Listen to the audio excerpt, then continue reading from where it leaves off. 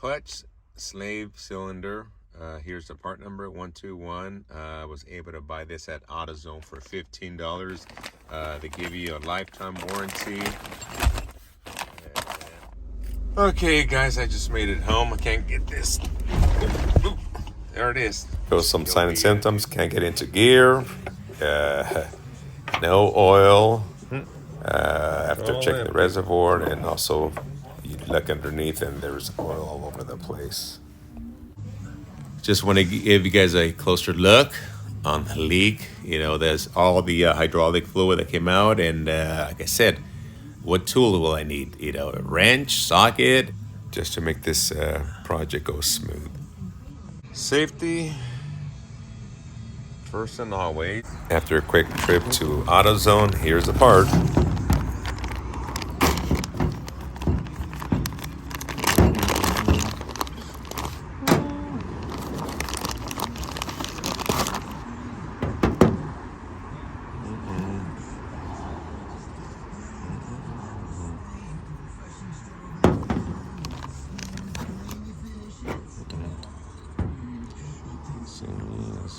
Here.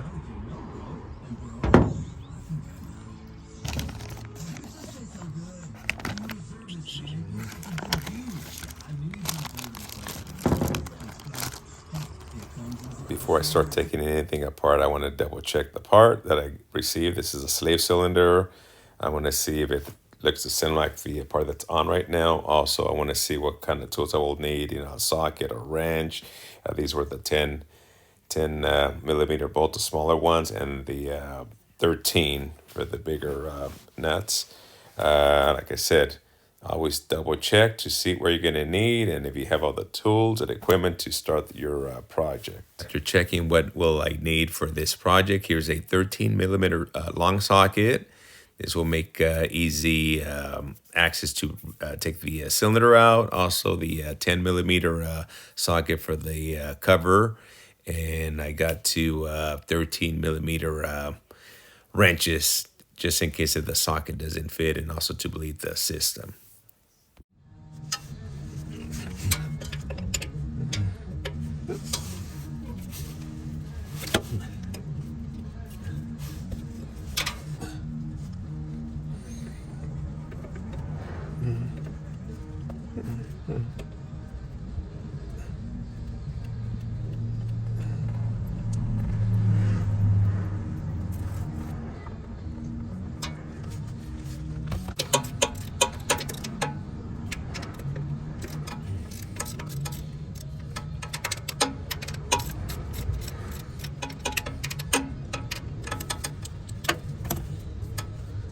Keep in mind, once you loosen up the nuts, you can basically push in the slave cylinder, and you can just keep, you know, turning those nuts with your hands. I just didn't want to block the camera.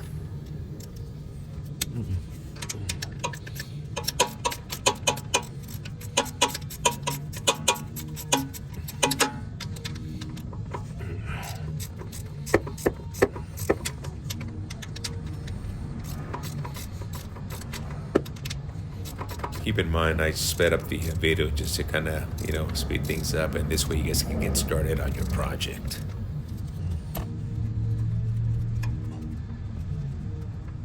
As you can see, once I remove the slave cylinder, I look at this rod or pin and look at the direction.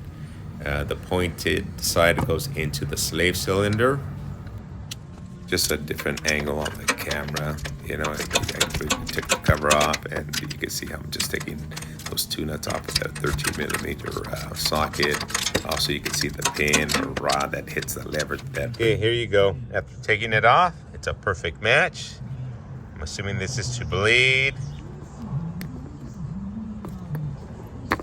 Perfect match, perfect match. Everything lines up. I'm gonna go ahead and put it on. One thing I want to do before installing this is just basically, I don't know if you guys can see inside, but, you know, I'm going to go ahead and put some, kind of grease up the pin right here. Just, you know, put this back here.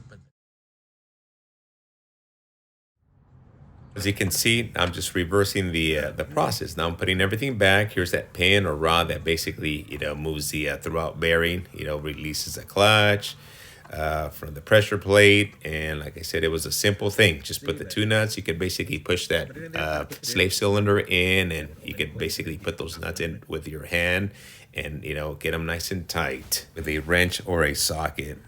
I'm gonna go ahead and speed up the video just to kind of move things along. And but you can see I'm just putting those two 13mm nuts back on. I'm gonna make sure they're nice and tight and hook up the hydraulic line back to the slave cylinder and then bleed it. But the proper way is basically put on the hydraulic line, bleed it, and then put it on onto the transmission. Now I just got to bleed it. Go ahead and connect the other line.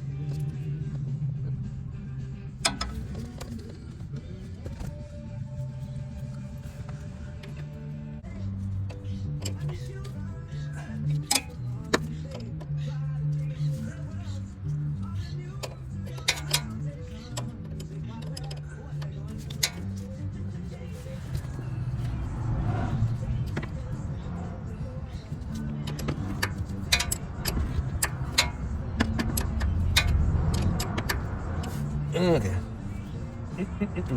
Nice and tight.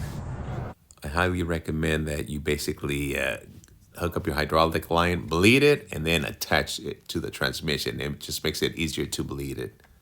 After installing the slave cylinder, I just gotta go ahead and refill it with some .3 or .4 hydraulic fluid.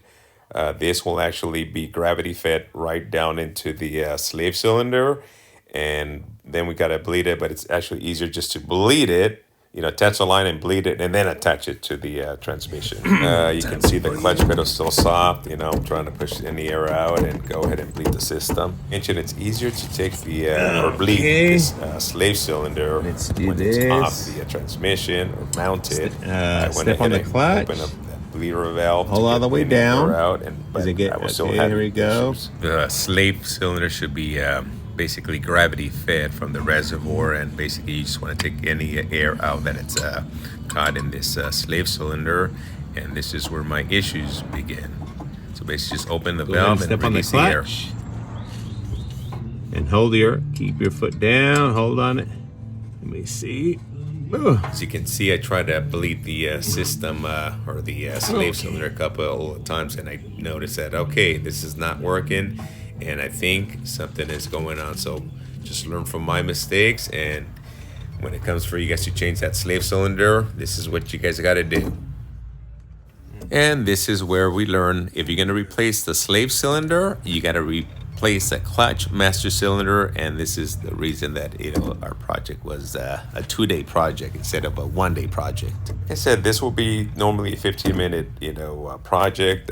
We ran into issues, but anyways, this is how easy it is to change a slave cylinder.